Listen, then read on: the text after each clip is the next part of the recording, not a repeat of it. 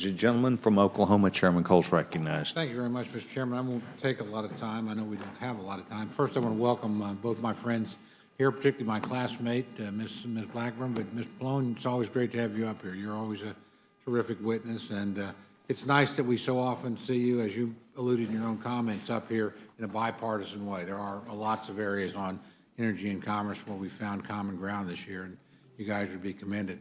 I just want to make this quick observation on this. Look, it's clearly a very emotional issue to all concerned. And I think many people, not just quote on my side of the aisle, but I think millions of Americans were deeply disturbed by what they saw in those videos. I just think they were. And they want to know, is this a practice that somehow their federal tax dollars are in? I chair the Labor, Health and Human Services and Education Subcommittee on Appropriations.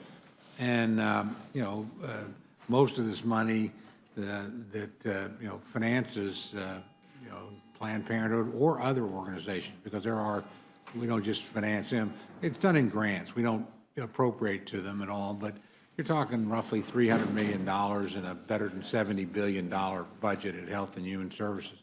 And I will just tell you, from a practical standpoint of administering a hearing, this takes a lot of time because the emotions are so high.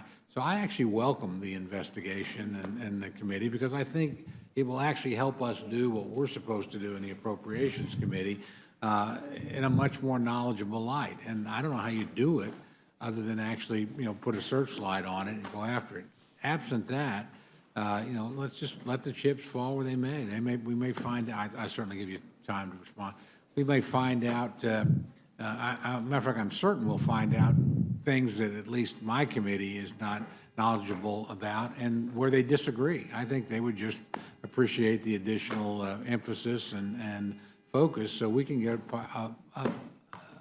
around to looking at other parts of Health and Human Services. We try to do that. We have a lot of hearings this year, but this one inevitably takes up an awful lot of time. Disproportionate given the amount of money involved, but not disproportionate given the importance of the issue and the intensity that people feel about it. So if it can be approached the right way, maybe we can actually, resolve some of our concerns. With that, I certainly yield time. Well, I just wanted to say, my concern listening to Ms. Blackburn and then contrasting it to what you said, Mr. Cole, is that, you mentioned the videos, and that was what started this investigation in Energy and Commerce and the other committees. And, I think we conclusively showed that these videos were edited or doctored or whatever, so they're not accurate, okay? What's concerning me today is that if I listen to Ms. Blackburn, she seems to be moving beyond, the issue of the videos and whether Planned Parenthood did anything wrong, and is now talking about a much larger investigation into abortion and the issue of abortion. And that's really unfortunate, because, the fact of the matter is that the right to abortion exists, according to the Supreme Court. As Ms. Slaughter said, there's no funding of abortions with federal dollars. So now this seems to be very much a fishing expedition that's going way beyond Planned Parenthood. Well, I would interpret it a little differently, and I certainly won't let my friend speak for herself, but I see this much more about fetal body parts than I do about the issue of abortion. And I think there's, frankly, a lot of, tricky areas here in terms of what are the appropriate practices, what should you do? And I'm not sure that any single committee with scattered jurisdiction and here and there can ever bring a focus. It's clearly something that is causing a great deal of angst in the country.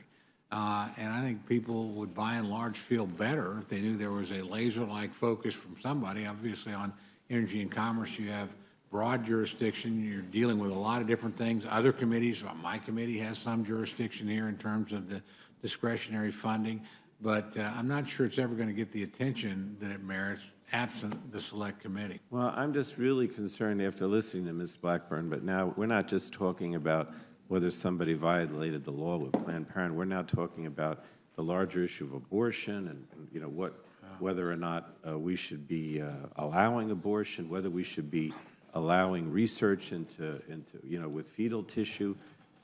This now really is beginning to sound like a fishing expedition to Well, me, and I think it's very unfortunate, but I'll You having raised your question, I want to give the gentlelady from Sure. Tennessee an opportunity to respond. Well, Mr. Chairman, you said it very well. I outlined the 6 components of the bill, and you pointed to the business practices area, which is the primary focus. We do know that the Planned Parenthood affiliates, many have had programs, and other abortion providers have had programs where they move the fetal parts out for donation. Now, the 93 NIH law prohibits any profit from that. But as we look at the procurement organizations, we know that we have 2 entities that are for-profit and 1 that is not for-profit.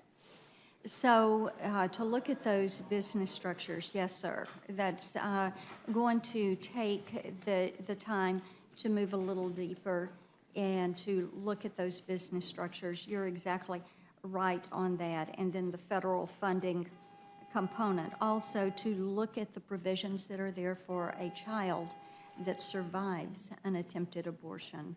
We have all met individuals that have grown up and had wonderfully productive lives and survived an attempted abortion. And then also the care that facilities are required to give to those children when they do survive those abortions. So those are components that we will look at. The 6 are listed.